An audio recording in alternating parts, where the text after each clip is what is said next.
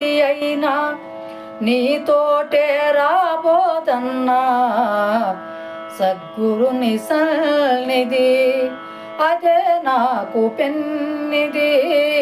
బాధలేని పూర్ణ బోధ భ్రాంతి రహితమైనది సద్గురుని సన్నిధి.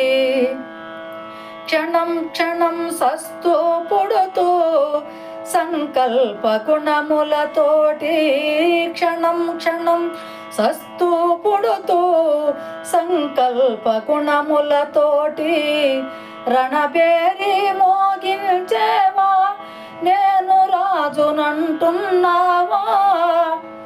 రణబేరి మ్రోగించేవా నేను రాజునంటున్నావా.